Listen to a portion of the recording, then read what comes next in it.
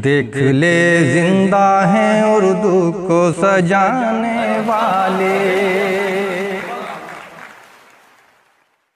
کچھ شعر اور پڑھ دو التمش.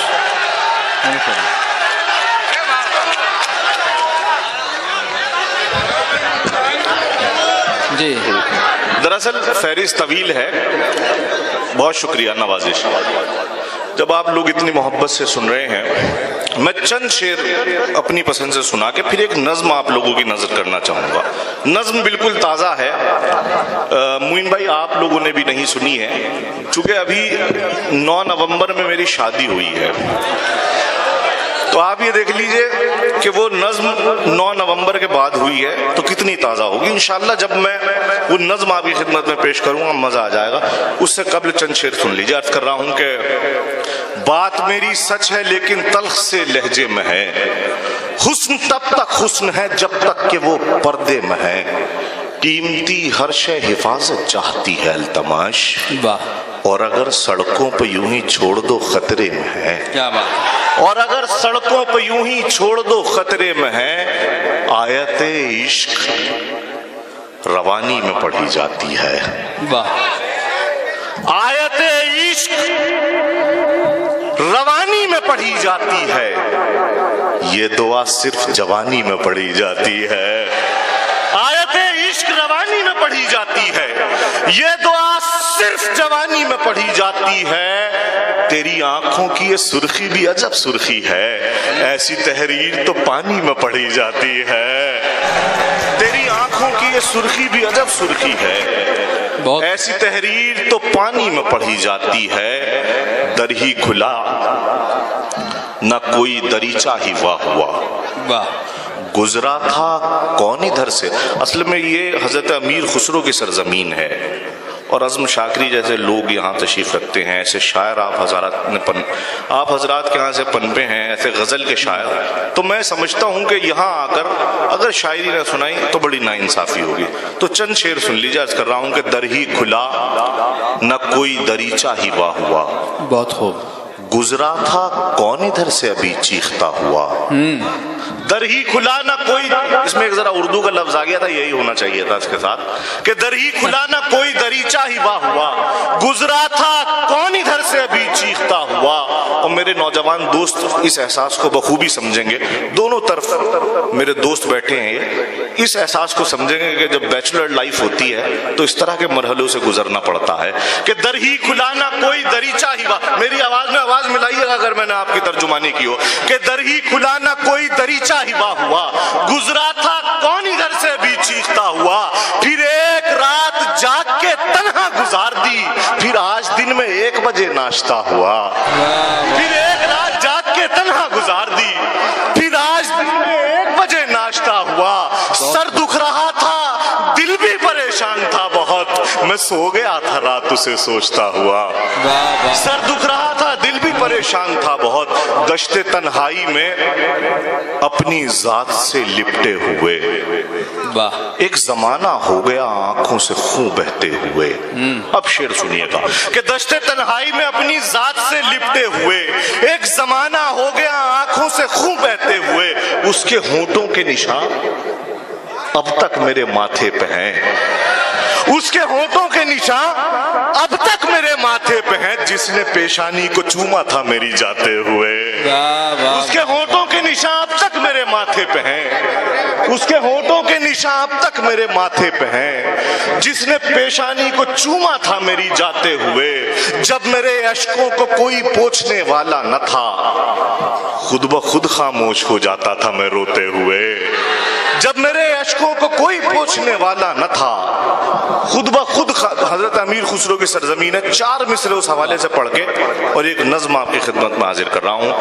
یہ تمام شعراء حضرات, تمام محبان اردو یہاں تشریف رکھتے ہیں. میں ان تمام شعراء حضرات کی جانب سے آپ لوگوں کی نظر کر رہا ہوں یہ 4 مصرے. اور اگر آپ اردو سے محبت کرتے ہیں تو میرا ساتھ دیں گے.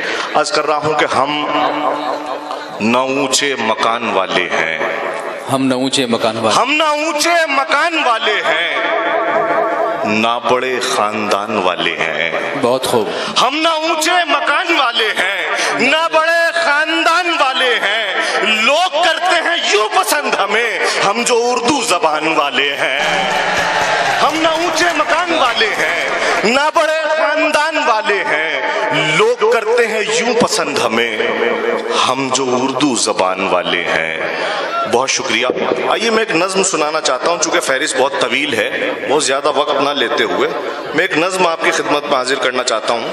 ये नज्म बिल्कुल ताज़ा नज्म है।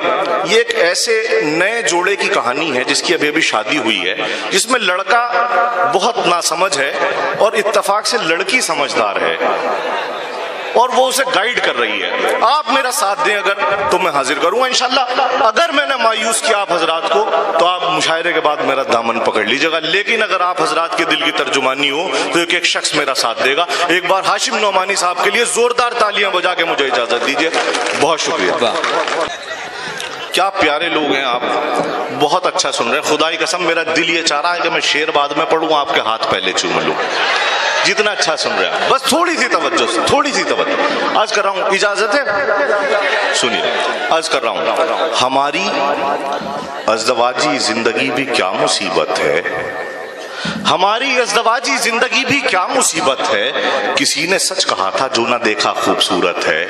हमारी अज़दवाजी जिंदगी भी क्या मुसीबत है, किसी ने सच कहा था जो ना देखा खूबसूरत है। न हम दोनों की आदत एक सी, ना फितरतें यकजा, न हम दोनों की कोशिश एक सी, ना मंजिलें यकजा। उसे है शौक टीवी देखने का, गाने सुनने का, मुझे है ज़ौक़ पढ़ने का, नए कुछ ख्वाब बुनने का। मैं बेतरतीब लड़का हूँ, वो जिम्मेदार लड़की है। मैं जज्बाती हूँ थोड़ा सा, वो खुशगुफ्तार लड़की है। वो मेरे सामने पेश अपनी कैसी जात करती है, अजब लड़की है, पुख्ता औरतों सी बात करती है।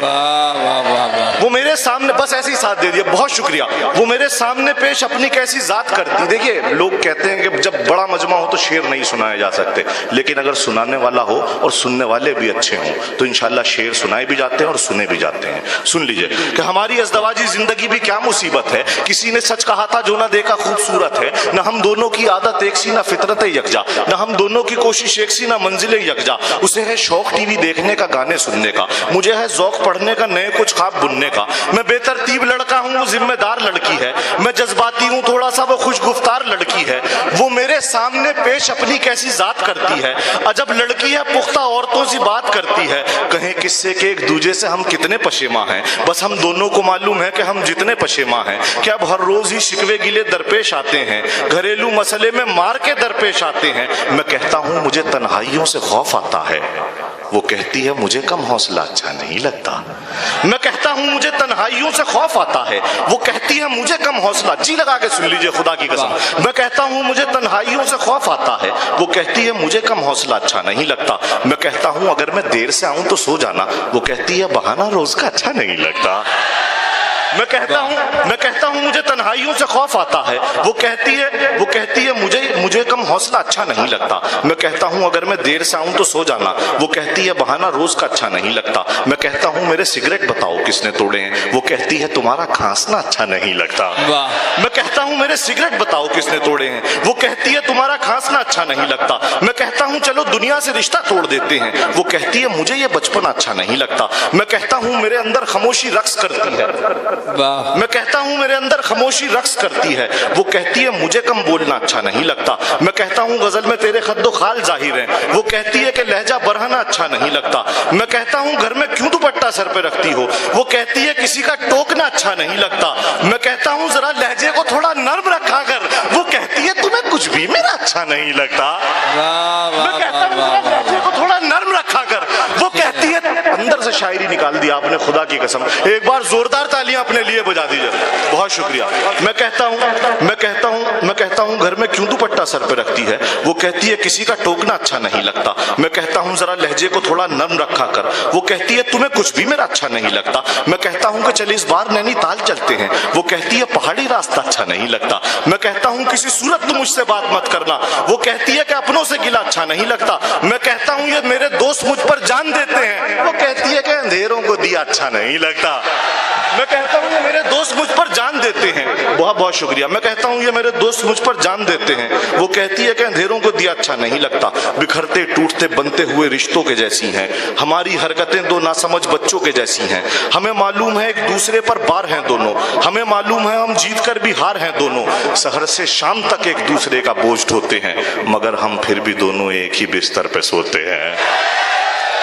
سحر سے شام تک ہمیں معلوم ہے ایک دوسرے پر بار ہیں دونوں.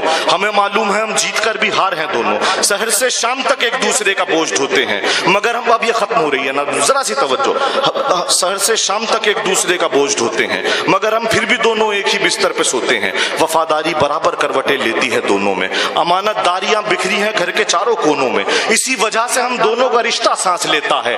زیادہ چل کے تو تندرستی انسان کھانس لیتا ہے. اسی وجہ سے ہم دونوں کا رشتہ, تالیوں کے ساتھ ودا کیجئے گا, اسی وجہ سے ہم دونوں کا رشتہ سانس لیتا ہے. زیادہ چل کے تو تندرست انسان کھانس لیتا ہے. اب ہم ترک تعلق کی صدا ہو ہی نہیں سکتے. کسی صورت اب ہم دونوں جدا ہو ہی نہیں سکتے. سفر اب زندگی کا ساتھ ہم دونوں کو کرنا ہے. ہمیں اب ساتھ جینا ہے, ہمیں اب ساتھ مرنا ہے. اب ہم دونوں کے حصے میں یہ فطری اذیت ہے. خدائے پاک کی اس میں عجب پوشیدہ قدرت ہے. یہ لگتا ہے کہ اس رشتے میں روحانی سی طاقت ہے. اگر پہچان کی جائے تو یہ سچی محبت ہے. تو یہ